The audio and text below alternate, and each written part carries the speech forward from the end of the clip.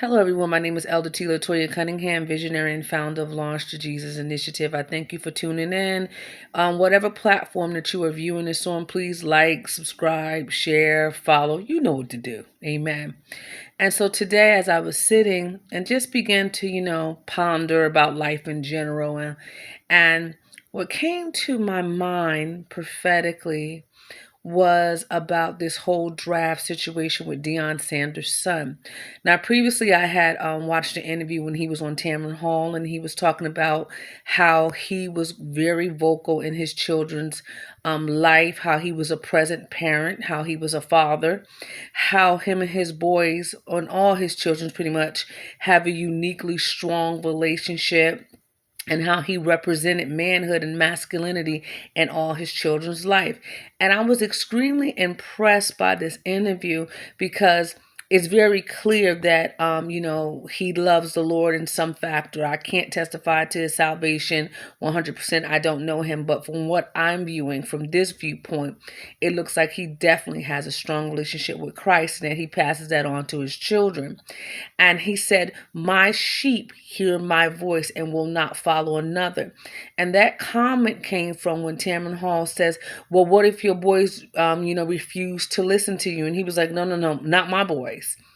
And I'm noticing a pattern, especially, in Hollywood, with black men, particularly, even the guy that is, what is his name? I can't remember his name right now, but he's the guy that starred as Falcon and now he's Captain America.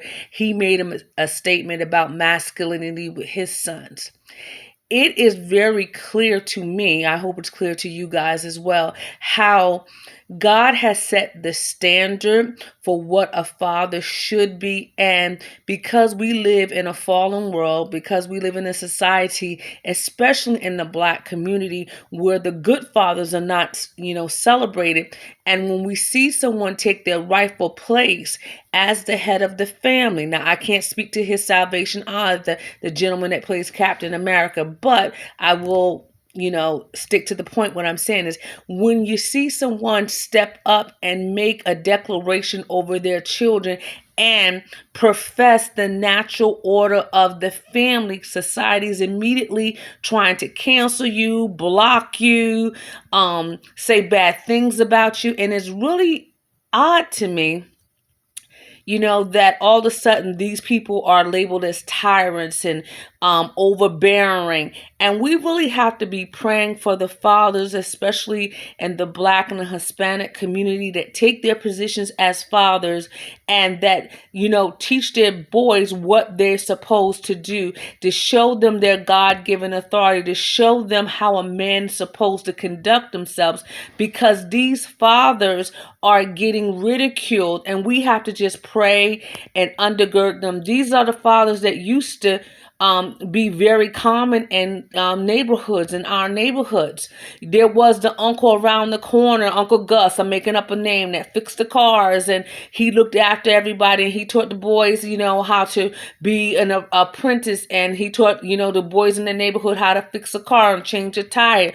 Things that man need to teach their children for them to step up in the position to be the head of their household. There was Mike the butcher that came over and said, "Hey, you boys, y'all interested in apprenticeship and becoming a butcher? It's a pretty, honorable occupation. So won't you guys come over here?" It was Sam, the guy that, said to the boys, "Come over here. I'm going to teach you guys how to cut hair."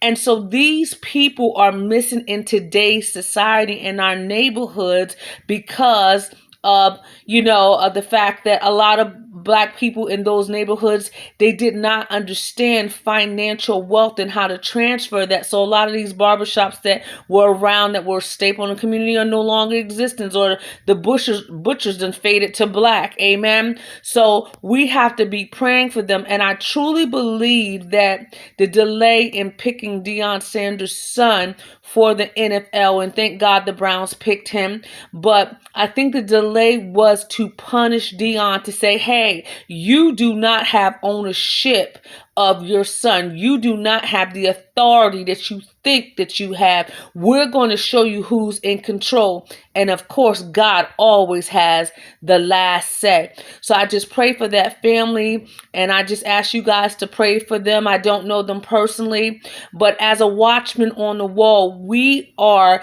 in position to hear and to be in tune of what is going on in the nations around the world, and when to lift up the battle cry, and on to